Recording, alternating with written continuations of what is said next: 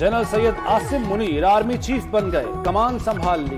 GHQ Rawalpindi में पुरवकार तकरीब, general Qamar Javed Bajwa ने कमान की छड़ी जनरल आसिम मुनीर के सुपुर्द की। एजाजी गार्ड ने फौज के सरबराहान को सलामी पेश की।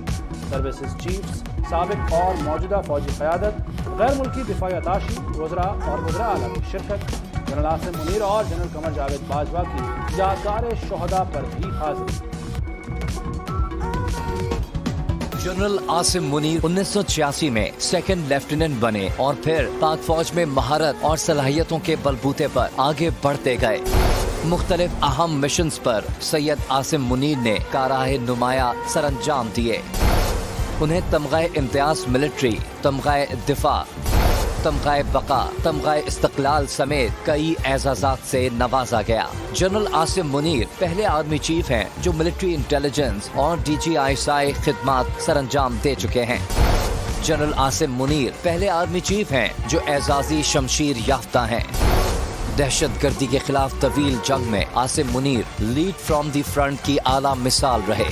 2017 में उन्हें DG मिलिट्री इंटेलिजेंस और अक्टूबर 2018 में DGISI का ओहदा दिया गया। ISI की सरबराही के बाद जनरल आसिम मुनीर को कोर कमांडर गुजरांवाला तैनात किया गया। 2 साल बाद वो GHQ में क्वार्टर मास्टर जनरल के ओहदे पर तैनात हुए।